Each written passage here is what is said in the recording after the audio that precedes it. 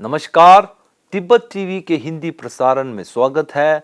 Tibet TV के साप्ताहिक हिंदी समाचार में हम दर्शकों को परम पावन दलाई लामा, वर्तमान तिब्बत के परिस्थिति, निर्वासन में तिब्बत तथा तिब्बत मुक्ति साधना के संदर्भ में जानकारी प्रस्तुत करते हैं। मैं हूं तेंजिन पेलजोर। आगे देखिए इस सप्ताह के प्रमुख खबर। परम पावन दलाई लामा जी ने छोटुल ट्यूजन के अवसर पर बुद्ध के जीवन की कहानियों पर प्रवचन दिया।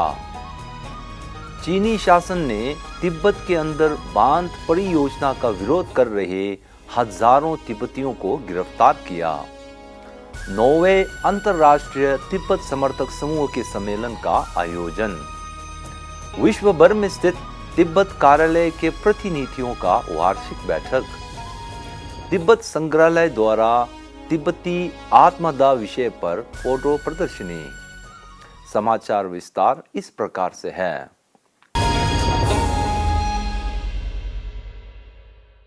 24 फरवरी 2024 को परम पावन दलाई लामा जी ने प्रतिहार्य दिवस अर्थात छोटुल ट्यूजन के पावन अवसर पर धर्मशाला स्थित चुगलाखांग विहार में जतक कथाओं पर संक्षिप्त प्रवचन दिया था। छोटुल ट्यूजन प्रार्थना में लगभग 8000 तिब्बतियों, हिमालय क्षेत्र के लोगों तथा अन्य श्रद्धालुओं ने भाग लिया था। परम पावन दलाई लामा जी का चुगलाखांग प्रांगण में आगमन पर शिक्षा कलन, थारलम डोलमा और ग्युतो एवं नमगेल मठ के मठाधीशों ने मंडाला प्रस्तुति के साथ पूजा के लिए अनुरोध की। अपने संबोधन में परम पावन जी ने कहा कि आज की दुनिया में अधिक से अधिक लोग आंतरिक विकास में रुचि दिखा रहे हैं, विशेषकर वह लोग जिनका जीवन बौद्धिकवादी चिंताओं पर केंद्रित रहते हैं। हमारी सामान्य दैनिक जीवन में करुणा बहुत ही महत्व है और आज की दुनिया में जो लोग हिंसा का सहारा लेते हैं तथा दूसरों को हानि पहुंचाते हैं, ऐसे में करुणा एक महत्वपूर्ण मध्यस्थता की भूमिका निभा सकते हैं। उन्होंने कहा कि वह करुणा का अभ्यास करते हैं, इससे मानसिक शांति मिलती है, क्लेशपूर्ण भावनाओं से अविचलित होने वाली मन को स्थिरता मिलती है, जिससे अच्छे स्वस्थ एवं लंबी जीवन की ओर लेती है। तिब्बत से मिली कुछ विश्वसनीय सूत्रों तथा सोशल मीडिया में प्रसारित कुछ वीडियो अनुसार चीनी अधिकारियों ने पूर्व तिब्बत के देगे गांव से लगभग 1000 तिब्बतियों को बांध निर्माण योजना के खिलाफ शांतिपूर्ण प्रदर्शन करने के लिए गिरफ्तार किया था। यह प्रदर्शन 14 फरवरी से चल रहे थे।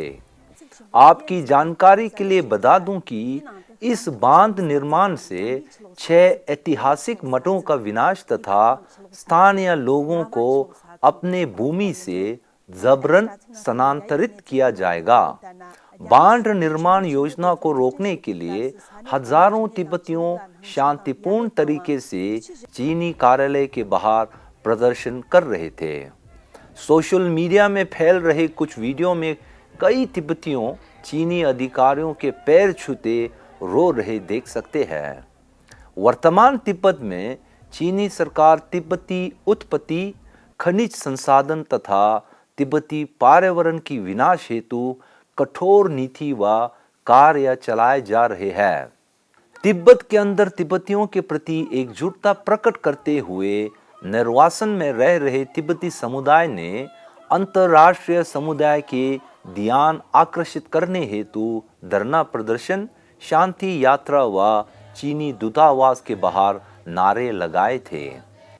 पूर्व तिब्बत के देगे क्षेत्र में तिब्बतियों पर दमन और अत्याचार के लिए केंद्रीय तिब्बती प्रशासन के सिक्योंग पेम्बा छिरिंग तथा निर्वासित तिब्बती संसद के अध्यक्ष खेनपो सोनम तेम्फेल ने चीन सरकार का कड़ी निंदा की है। एक अन्य खबर अनुसार प्रसिद्ध मानवाधिकार वकालत संस्था फ्रीडम हाउस के नए रिपोर्ट अनुसार तिब्बत को वैश्विक स्वतंत्रता में 0 अंक दिया गया है। इसी 23 से 25 फरवरी 2024 को बेल्जियम की राजधानी ब्रसल की थॉन होटल में 9वें अंतर्राष्ट्रीय तिब्बत समर्थक समूह का सम्मेलन आयोजित किया गया था।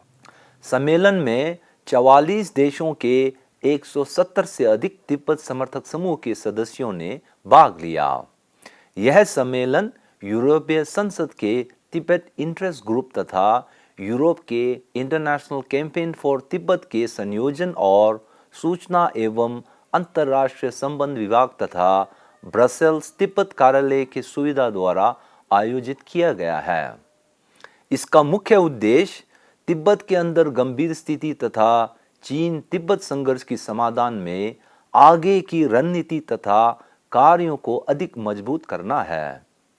अधिवेशन के उद्घाटन समारोह को केंद्रीय तिब्बती प्रशासन के सिक्योंग पेम्पा छिरिंग, यूरोपीय संसद के उपाध्यक्ष हेडी होटाला, यूरोपीय संसद में तिब्बत इंटरेस्ट ग्रुप के अध्यक्ष मिकोलेस पेक्सा, यूरोपीय संसद के पूर्व अध्यक्ष डॉक्टर हैंस पॉटरिंग, कालिन नॉर्जिन डोल्मा आदि ने संबोधित किया।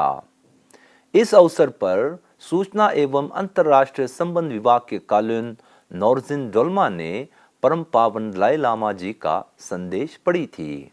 परम पावन जी के संदेश में उन्होंने ये विश्वास व्यक्त किया कि तिब्बती समुदाय के समर्थक तथा मित्र केंद्रीय तिब्बती प्रशासन के नेतृत्व को तिब्बती लोगों की आकांक्षाओं को पूरा करने में निरंतर समर्थन तथा सहयोग देना जारी रखेंगे। अपने उद्घाटन संबोधन में डॉक्टर पॉटरिंग ने तिब्बत के अंदर तिब्बती बच्चों पर लागू किए गए बोर्डिंग स्कूल प्रणाली को शीघ्र समाप्त करने का आह्वान किया।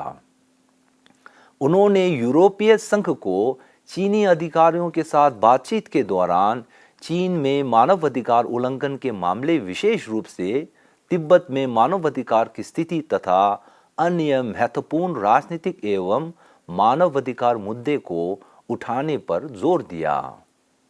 अपने संबोधन में सिक्योंग पेम्पा छिरिंग ने कहा कि केंद्रीय तिब्बती प्रशासन तिब्बती लोगों की कल्याण हेतु परम पावन दलाई लामा जी के ज्ञान दर्शन पर चलने के लिए प्रतिबद्ध है, चाहे वो राजनीति से संबंधित हो या ना हो। साथ ही उन्होंने तिब्बतियों की बुजुर्ग पीढ़ी को तिब्बती संघर्ष को आगे बढ़ाने की जिम्मेदारी लेने हेतु युवा पीढ़ियों को पालन पोषण और पर्याप्त रूप से सक्षम करने पर जोर देने के लिए आग्रह किया। सम्मेलन के दौरान अलग अलग वक्ताओं ने वर्तमान तिब्बत के मानवाधिकार स्थिति, तिब्बती पर्यावरण का महत्व, औपनिवेशिक बोर्डिंग स्कूल, तिब्बत के लिए राजनीतिक वकालत एवं समर्थन, चीनी कम्युनिस्ट शासन के खिलाफ वैश्विक अभियान जैसे अनेक विषयों पर संबोधित किया। अधिवेशन के समापन सत्र को निर्वासित तिब्बती संसद के अध्यक्ष खेम्पो सोनम तेम्फेल, फ्रेंच सीनेटर जैकलिन ब्रिनियो, कालिन नॉर्जिन डोल्मा तथा सचिव कर्मा छुइंग ने संबोधित की।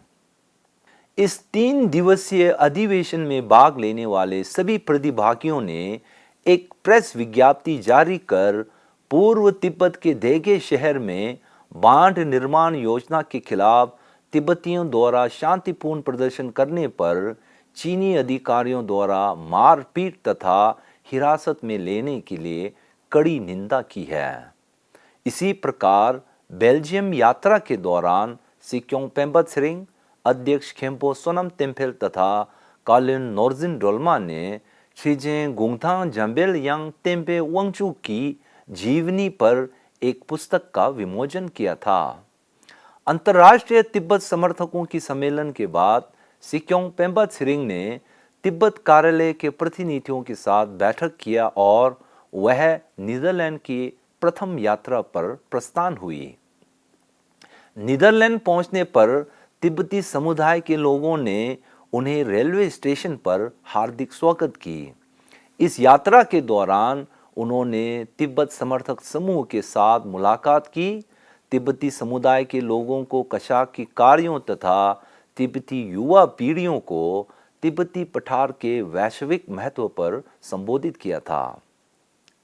सूचना एवं अंतर्राष्ट्रीय संबंध विभाग ने 13 देशों में स्थित तिब्बत कार्यालय तथा परम पावन दलाई लामा जी के प्रतिनिधित्व कार्यालय के प्रतिनिधियों की वार्षिक बैठक बेल्जियम के हुई शहर में आयोजित किया था।